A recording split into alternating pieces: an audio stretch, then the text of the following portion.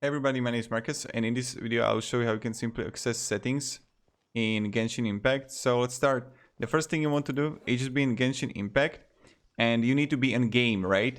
And you want to press escape, then you click settings, and here you're gonna see graphics, right? And everything. So graphics, and you can see literally everything and change everything. So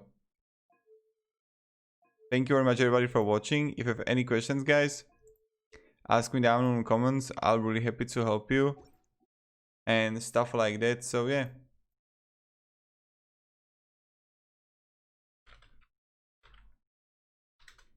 have a great day everybody.